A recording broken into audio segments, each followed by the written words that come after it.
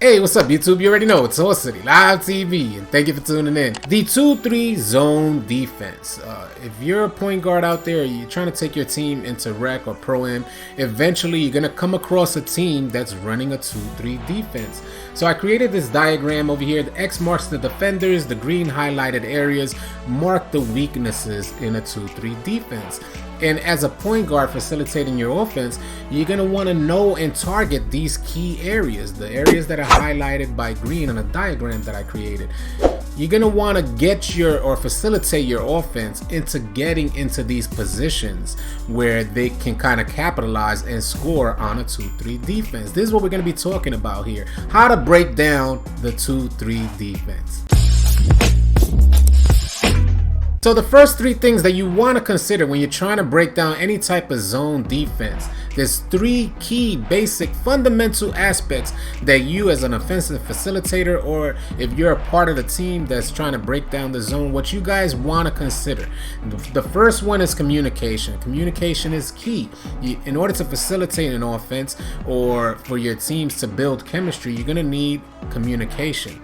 So communication is one, chemistry is two, a general knowledge of what a 2-3 zone defense is, what are they trying to accomplish. If you run against a team that's running a 2-3 defense, that team is basically telling the offense that we're more concerned with the interior threat over the perimeter threat. If your team has good chemistry, then you understand that language that's being spoken. If you understand basketball, you see that that's the language that's being spoken. So you come down, you're facilitating your offense, and you say, well, they're setting up in a 2-3. So immediately, as a facilitator, one, you should be coming down the middle. That's key. If you're trying to break down a 2-3 defense, come down the middle to get the full benefits of breaking down a 2-3 defense. In the diagram you see there, you see the highlighted areas. You're going to want to facilitate your offense into those highlighted areas. So the third thing that I wanted to mention here is patience. You have 24 seconds to break down this defensive scheme, and it's fairly easy to break it down if you just understand, you know, the amount of time you have, build your teammate chemistry, and communicate while you're facilitating the offense to get your players into these zoned areas. Now you got the low post, you got the high post, you got the wing areas. The wing areas are highlighted much larger because there's a much larger space to cover in a 2-3 defense. If you're on the defensive end, it's much more difficult to cover those areas. As you see my team rotating through the play here on offense, you can see how many times this wing gets wide open, because in a 2-3 defense there's vulnerabilities. Don't get it twisted though. There's highly effective 2-3 defense teams out there, such as ourselves, where we'll have our 3 and 4 position come up and fill those gaps. But again, that's all based on how much IQ your center has, because in a 2-3 defense, the center is going to be the anchor. The play normally, if you're on the offensive end running against a 2-3 defense, you can look at your center and you can look at the center on defense and determine how effective that team is going to be. Is he coming too high? If he comes too high, the center on defense comes too high, then the low post becomes an option. When that low post becomes an option, 3 and 4 positions begin to collapse. You get the low post to the high post, and then you dish outward. So again, you got 24 seconds. So the three things that you want to consider when facilitating your offense and playing against a 2-3 defense, one, like I can't stress enough, is communication, teammate chemistry, and patience.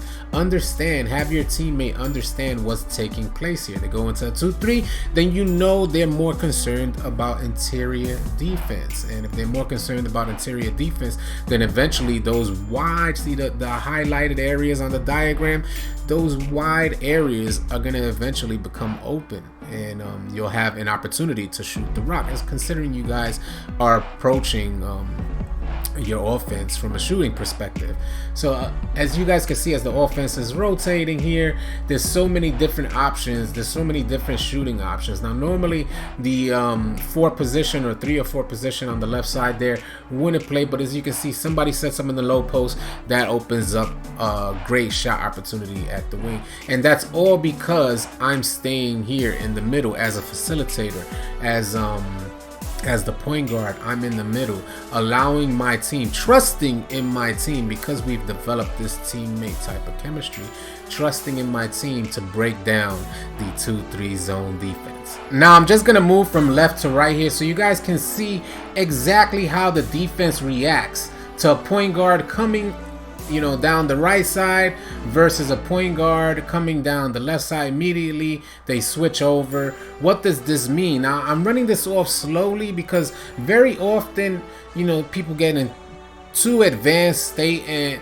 it just becomes complicated for people who are not really even ballers out there, who have probably never even ran a play or even understand. You won't believe how many people don't even know how to play a 2-3 defense. Like is Greek to them. They've never ran it, they never understood it. They're complete park players.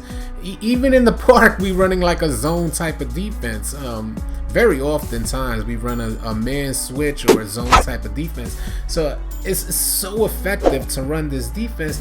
But if there's only one link missing, then the whole chain snaps. It's just how it is. One cog can mess up the whole machine. It's just how the zone defense works. So as a facilitator, that's what you want to kind of look for. You're looking for the weak link. You're looking for the cog that could kind of mess up the whole defensive machine. And you just patience, man. Trust me, you got 24 seconds. Be patient, come down the middle, trusting as long as you properly set up your offense. And again, moving left to right, just watching how the defense reacts. You don't need to rush in. You don't need to gun. You got 24 seconds. Bring that clock down. Create plays, practice into creating plays and allowing you and your teammates to build that chemistry and trusting in them to build a better understanding on what the 2-3 defense is actually trying to accomplish.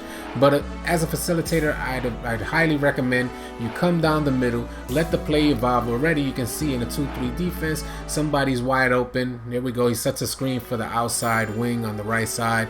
And that's what would normally happen consistently. We've played against teams who break down our 2-3 defense very easily, but it really boils down to having an understanding of what the 2-3 defense is trying to accomplish, and where the defenders set up determines what areas they can cover. And normally in a 2-3 defense, you'll have these highlighted zoned areas completely wide open.